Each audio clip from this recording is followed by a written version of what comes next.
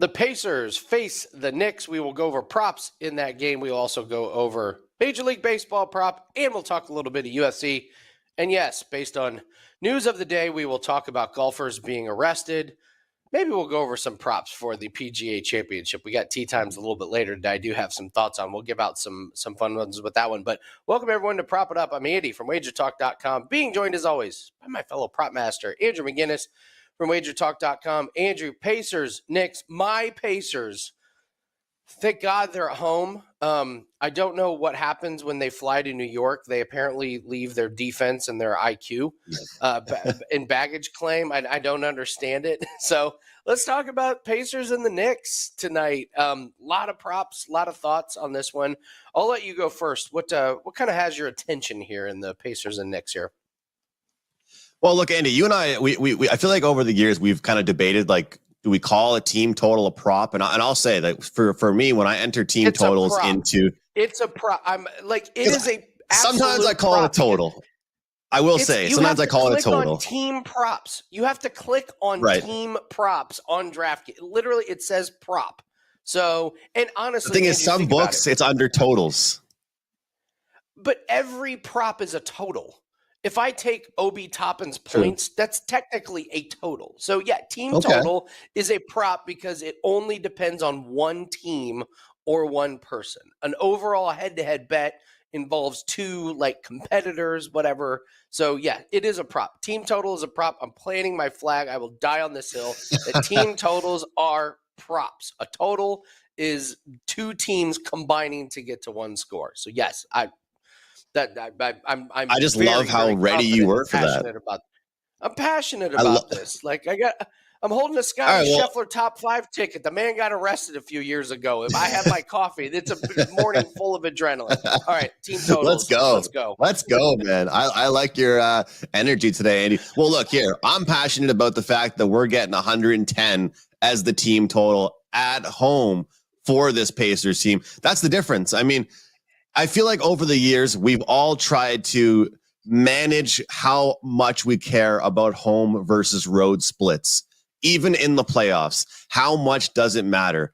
You know, whether it's the NBA, whether it's the NHL, even if it's the NFL during the playoffs, how much does it matter to not be at home or to be? And I've seen your tweets, Andy.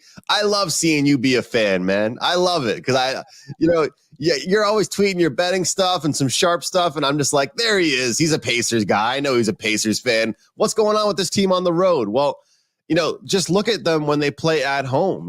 They reached 111 points their last home game. The game before that, the game after that, they had 121 at home.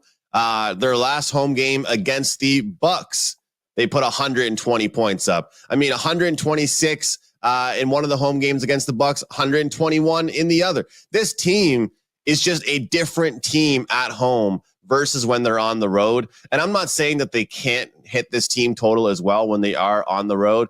But what's very weird to me, Andy, is that in the NHL, one of the big reasons for why you talk about team totals at home and teams playing better is because there actually is a set advantage. You get the last change. You get to decide the matchups. There is no advantage in basketball. It's just you're playing at home. And so if people want to think that a good crowd in the NBA doesn't mess with a team, it has to, unless there's some home cooking with the referees, because this team is just different. And one thing I've noticed for them, and we'll get to that in a second, I noticed that they just overall move the ball better. It seems to me there's no hero ball. When they go on the road, it's like one or two guys that are like, hey, guys, I'm going to try and do this on my own. When they're at home, they're constantly making that extra pass. They're constantly finding someone. They're constantly running in transition. Whereas when they go on the road, they just seem a little bit lost. They don't really stick to the game plan, stick to their script here. And here's the question as well, Andy. Has this Knicks team been good defensively? Or have the Pacers just missed shots when they've been on the road? Have they just not looked like the same team? Because I would argue that let's start at the start of this series here. First game, 121-117. The Pacers would have lost, but hit this team total. Second game, the Pacers would have lost, but hit this team total. Then they go back at home, hit this team total. Second game, hit this team total. And then, of course, the game after that, Game 5, they lose that one. Kind of rough, 121-91. This spot at home, I say if anybody out there likes the Pacers, I'm seeing all these first quarter, first half, this player in the first quarter. If they do well tonight, they will get 111 points. So that's definitely one play I like tonight, Andy. I'm looking at some players, and first we'll talk about Pascal Siakam. I think they got his number too high. Now, it's razor thin. They have his points, rebounds, and assists at 32.5. He's only gone over one time this series, and he had 34. So he barely went over. He had 32 last game. I don't know. It feels like, Andrew, last weekend we cashed a 5% on Luka Doncic under his points, rebounds, and assists, and it was the case of we're betting a number. The number was just like massively high, like 51.5. Everything has to go right. And I feel like it's kind of the same thing with Pascal Siakam here. 32.5 points, rebounds, and assists. You just have to put up a lot of points. And Halliburton, Jekyll and Hyde Halliburton, trying to figure that guy out. But at home, Halliburton seems to be much more engaged. He seems to shoot the ball a lot more. So can Pascal Siakam get over his point total? I don't know. His point total is 21.5. So let's say he gets to 21. Then he's got to add a bunch of rebounds and some assists. And I just feel like you're just asking a lot of Pascal Siakam when some of the Pacers have really good matchups. You brought up the Knicks defense. I don't think the Knicks defense is that amazing. I also think the rebounding of Isaiah Hartenstein's a little bit overrated in this series. Like, he's not exactly Dennis Rodman, like doing amazing box outs and grabbing these amazing rebounds. The Pacers are awful at rebounding. I mean, awful. The ball is just bouncing to him with nobody really trying to box him out or bodying him up. Meanwhile, Hartenstein looks like the best rebounder of our generation. So I would temper expectations on that one. Another guy, you got to talk about Alec Burks. Listen, the Knicks, they're down to a skeleton crew on their rotation, and then they bring in Alec Burks, and you watch him, and you're like, why wasn't this guy playing more? He's a legit NBA player. He can give you 20 minutes off the bench. So, Andrew, we can look at his points, or you can look at his points, rebounds, and assists. Points, rebounds, and assists is 16.5. This guy's had 19, 27, and 23 since they added him into the lineup. He's 9 of 18 from three-pointers in the last couple games. He's playing 21-plus minutes, and they need him. This is not a guy that they can just, like, push off to the side. They legit need this guy to come in and give him some minutes. If you want to just do his points, it's 10.5. He's had 20 and 18 in his last two games. He's taken 11 shots the last two games, and he's delivered. That's the other thing. They've given him the opportunity, and he's come through. So I don't think they're going to lose trust in him. So Alec Burks is a guy that I would look for as well. And then my guy who I've cashed on several times, Ben Shepherd. I don't put his play out too much on for clients because a lot of books don't have him. He's a bench player that comes in and doesn't play very much. But when he comes in, man, this guy just hits a couple three-pointers, plays hard, and then goes back to the bench. His point total is 5.5. I would absolutely take it over. He's gone over in 4 out of 5 games. He doesn't shoot the ball a ton, but when he does, it's because he's wide open. So I would take a look at Ben Shepherd if you can find him. I've been playing it mostly at MGM. But I've been very surprised that some of the bigger books that I normally play a bunch of props at, they don't have the bench players. I like DraftKings. They haven't really put out bench players in some of these series, which I've kind of found to have a lot more value on it. So take that for what it's worth. But I think we're leaning more towards Indiana Pacers players over. Do you have a strong opinion on Jalen Brunson? 44 in the last game, Andrew, but before that, he didn't even get to 30 points, and his point total is 34.5. Listen, I don't want to take a Knicks player under point total when they're going up against this defense, but it feels like if Brunson's on, he's going to go for 40, and if he's not on, he's just going to go for under 30. So I feel like this 34.5 point total, he's either going to smoke it going over, or it's going to just be an easy under cash. Do you know what I mean? Like, what do you do with Jalen Brunson here tonight? One or the other, eh? One or the other with some of those guys. They either have a huge night, and you see all those people on, those ads that sports books will run where guys put like milestones or the alternative numbers. It makes you think, like, is it, Jalen Brunson, is he going to have like an unbelievable night and carry the Knicks to a victory, or is he going to be flat? I mean, look what happened. Look at the Nuggets game last night, Andy. It's a perfect example. Like, look at how good the Nuggets looked in their 3 victories, winning 3 straight games. And then look what happened yesterday. It's like, that's what you love about sports in general. It's just like, how can this possibly happen? There's coaching, there's schemes, there's players performing different levels each game. But if that doesn't tell you, I mean, imagine betting some player prop. Imagine if you had MPJ yesterday. Last Friday, on the show, I gave out Michael Porter Jr. He had a great game. Imagine if you gave him out yesterday. I mean, this is a guy that, again, another quiet night because they got blown out. So I will say this about Brunson. I kind of underestimated how good of a passer he is. I've kind of had him pegged as like a little bit of a ball hog for a while. And he's so talented that it's not like that's even really an insult. It's just when he gets the ball, he makes something happen, Andy. But he's done a really good job in this series of drawing people and making that dump off. Like whether it's been kicking it out to a 3-pointer or dumping it off in the paint. So I'm seeing 40.5 as the number for the points and assists. That's kind of intriguing to me. But at the same time, you could be right. I mean, if you like him tonight, just take the points. If you want to fade him tonight, just fade the points. I still think Nebhard has been one of the best bets to make for the Pacers. His number is 13.5. He is averaging double-digit points in this series. So if you're averaging double-digit points minimal in this series, that means you only need 4 assists to get over this number. And for some games, he's had 11, 12, 13 points. Number is 13.5 over minus 120. He's hit this in 9 of his last 10 games. So I'm certainly looking at that one. That's considerably a client play. We'll see if we get to the window on it. I told you before in the NBA, sometimes I like to look towards the point guards and the smaller players, I guess, for rebounds because you get a good number. Not as much in the playoffs, I'll say. DiVincenzo, I'll take the under on his rebounds, Andy. He's not crashing the boards. You won't see him under the hoop. He's getting out in transition, getting ready to spot up for a 3.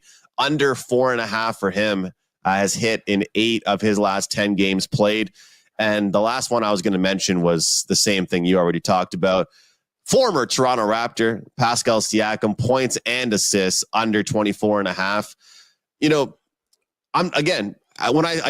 For some reason, I feel like I'm calling guys ball hogs when I say they don't really pass, but a lot of players, just with the way the coaches set it up, they're not really a part of the game plan to get the ball and then pass it off. They're kind of the last piece of the puzzle in a play. So usually when Pascal gets the ball under the bucket, he's getting it to score. And unfortunately, he hasn't been getting the ball in those great positions.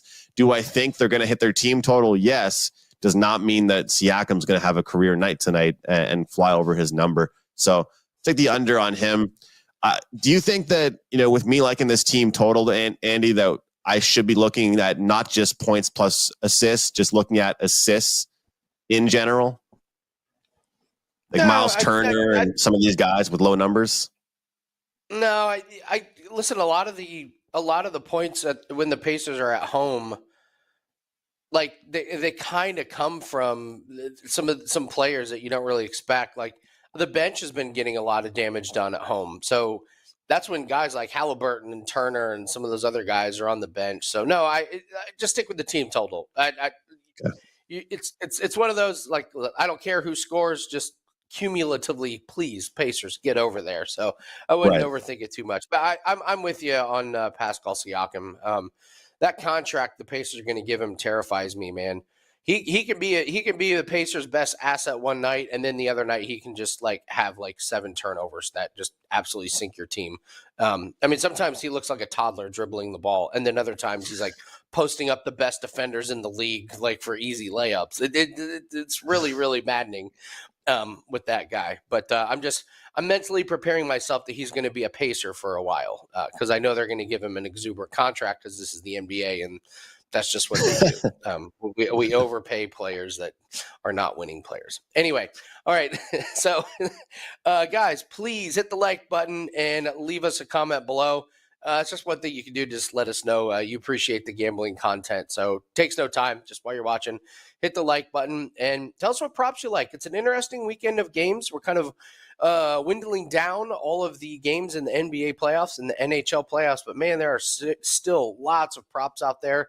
Let us know if you've got some good streaks going on. I know the Draisaitl power play point streak came to an end last night. Don't worry. I'm going right back to it the next day or the next game. So let us know what you think in the comment section. I know. They had 6 power plays, and he didn't get it. I know.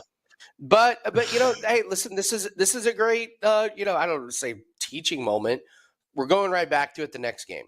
We're going right back to it. It's hit 9 out of the last 10 games.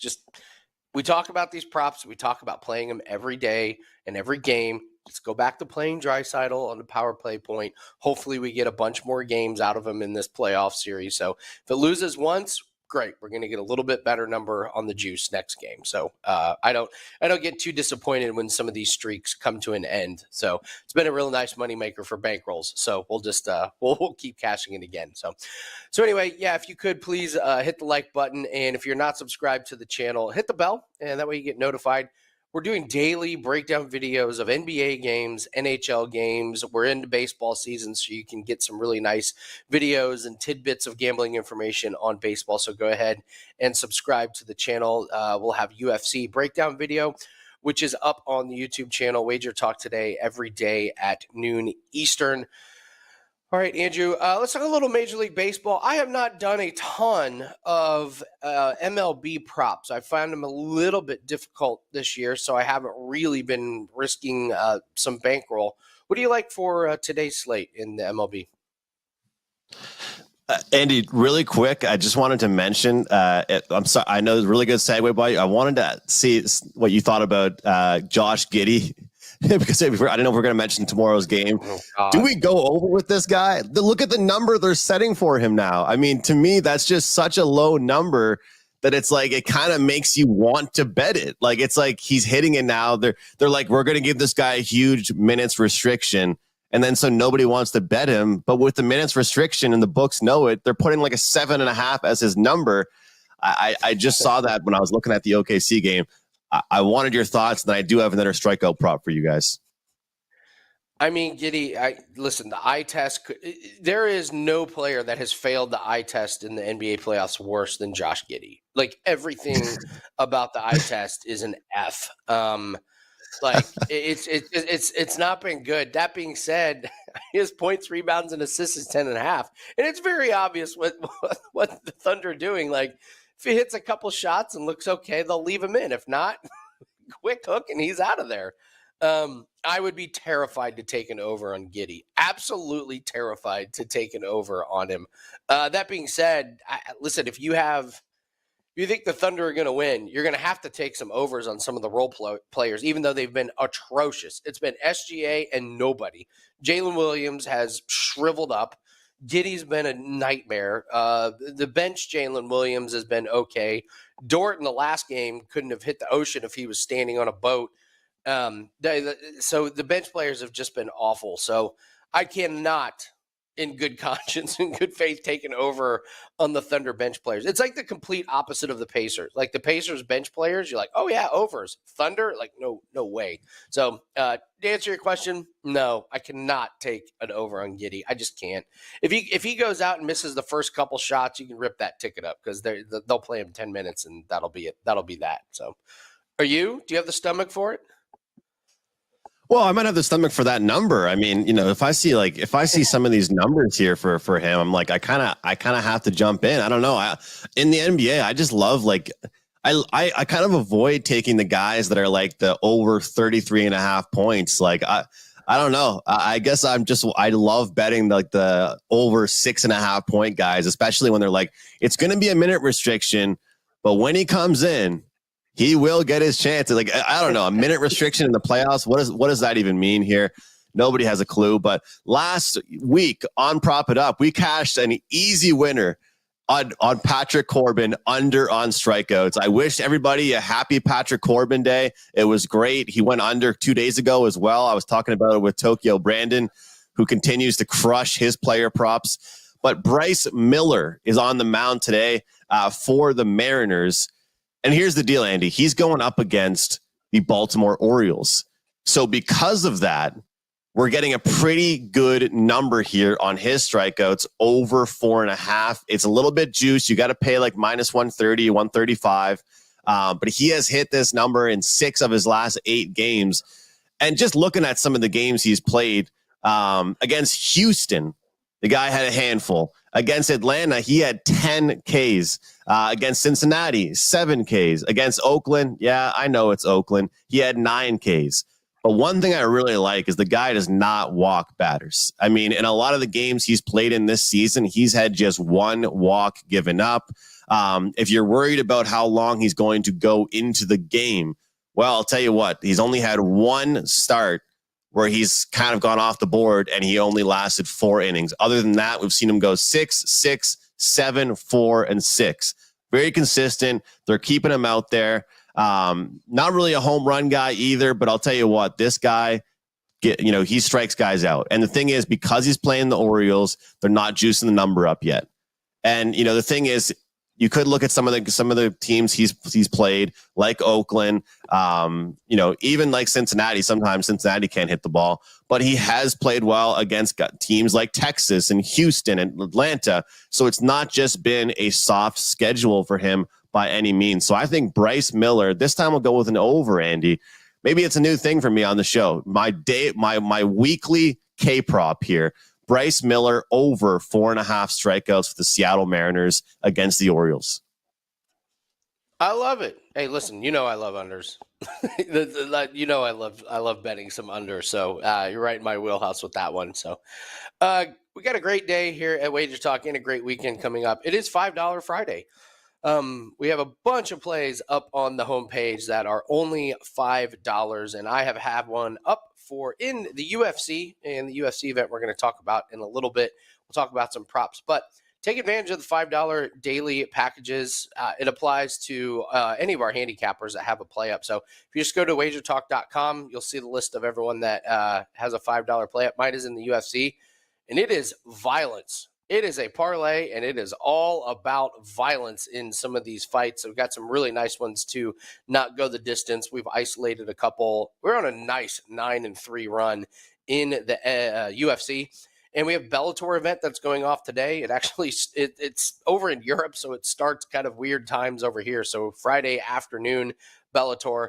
But we're really focusing on the UFC card. I don't think there are a ton of great plays on the card. There's just enough for us to do some damage, and we've got that play up for $5. Having a really nice year, up around 68 units profit for 2024, so take advantage of that.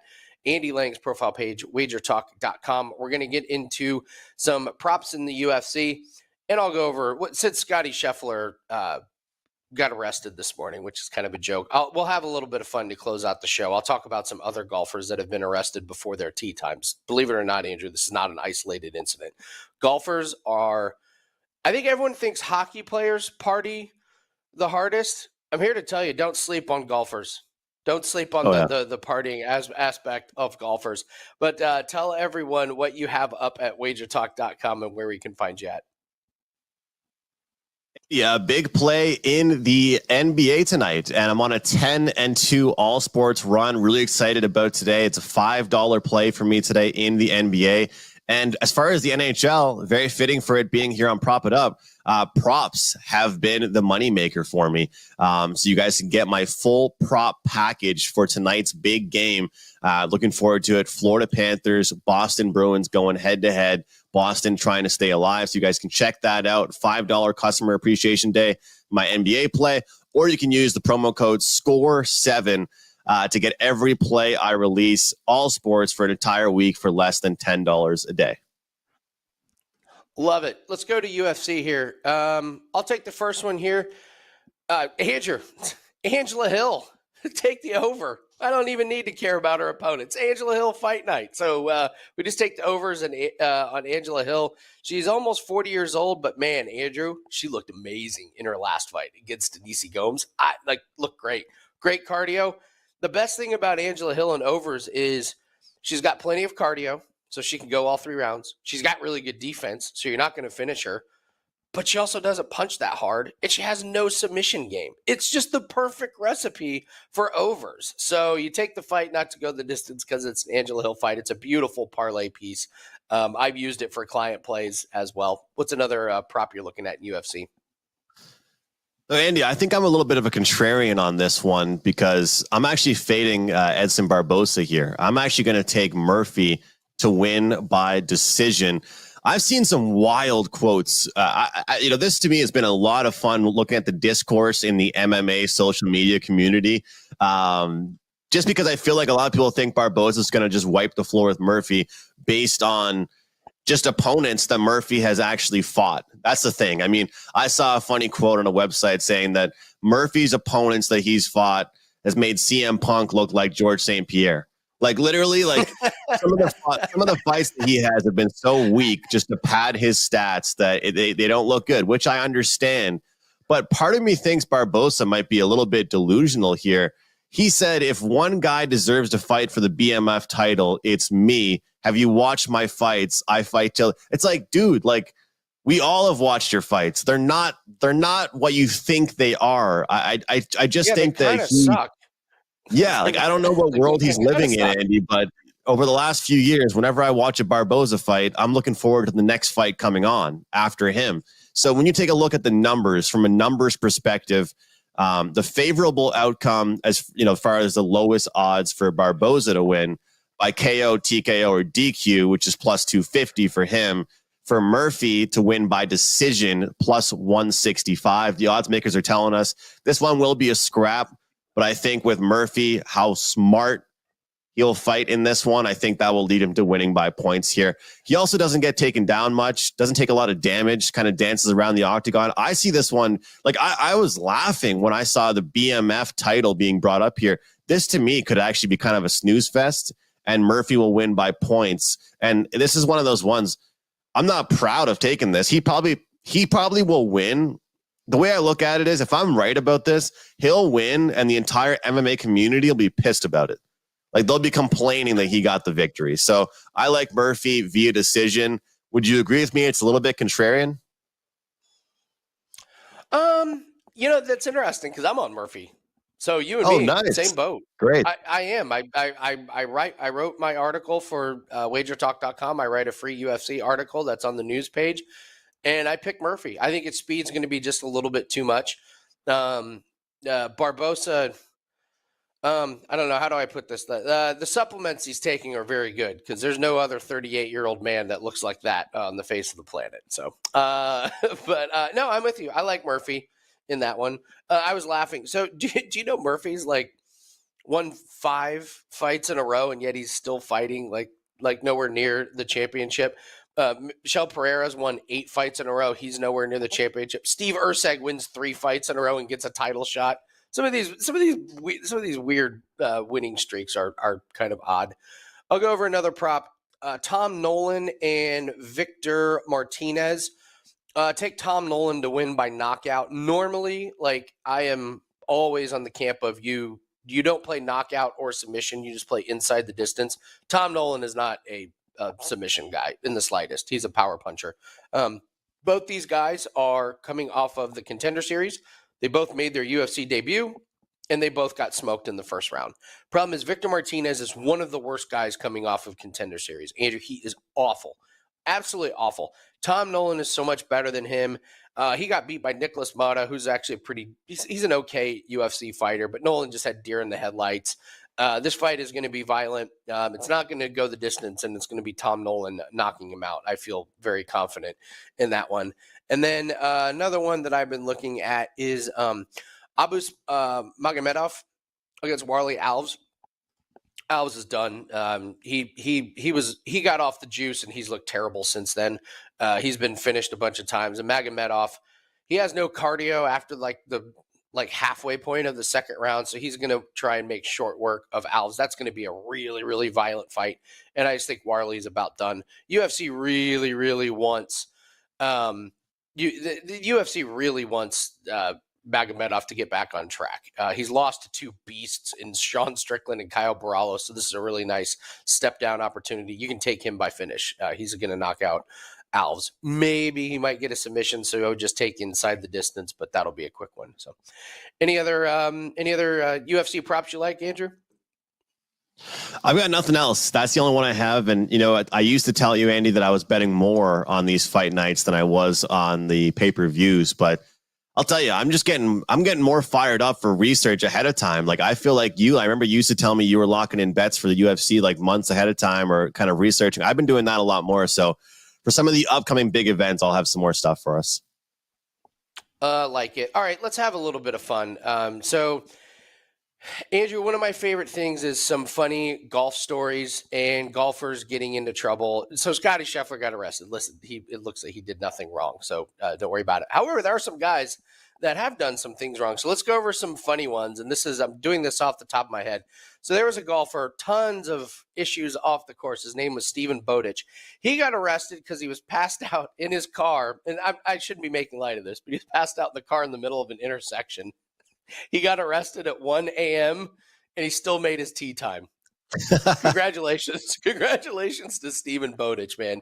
I'd like to know where that guy is these days because he was a party animal. Robert Allenby had an amazing arrest. So he got wasted, stumbled out of a casino. He got beat up, and then he tried to blame it on some homeless people. And then he ended up getting arrested because he didn't know there was surveillance footage that completely destroyed his story. And it turns out the homeless people were trying to help him. He got into a fight with somebody and he tried to blame it on these homeless people, ended up helping him. So he got arrested for that. Don't forget the GOAT, Tiger. Tiger's been in how many bad accidents? Backing out of his driveway, careening across the interstate. So don't forget about Tiger and that infamous mugshot. And then kind of my favorite is Tommy Gainey, Tommy Two Gloves. He got arrested. He got stuck in a sting operation with female escorts. And they totally set him up, but his wife was not happy that he tried to hire an escort. But my favorite part about this, Andrew, was the police called the sting operation Operation Santa's Naughty List. And they happened to get a professional golfer caught up in that. That was Tommy Gainey. So those Yikes. Are some great stories. Those are some good stories about some golfers off the. Yeah. Those are real things that have happened. So Scheffler Andy, being arrested. Yes. I kind of think that people believe that there's just like so much class in the sport, like you're golfers, you're dressed up kind of nice, you're going around, they're polite to the media and things. So my cousin lives in Abu Dhabi and she volunteered at a golf tournament that was there, like a PGA tournament that was there. And so she got to be around like all the cameras and all the stuff going on. And one thing that she told me is those guys know when they're going to be on camera or not. Like they're yep. Some of them are drinking, some of them are smoking, they've got chewing tobacco, they're swearing at each other, making jokes, hitting on women. They're doing everything but what people think they're doing professionally off camera. Like that's the thing is like, think about all these shows. I mean, obviously it's professional sports, but PGA is more of like a production, If you're watching an NBA game or an NHL game, every player has to probably be on their best behavior. You're always on camera. But in PGA, they can't be watching you always, Andy. There's not always an eye on you.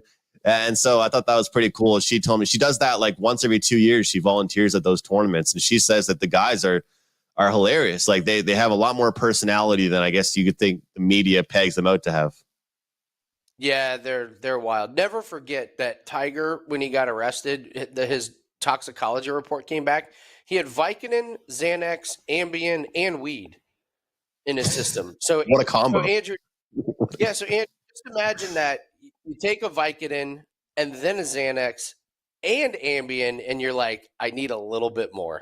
I just need that extra thing to get me over the edge past the one hitter.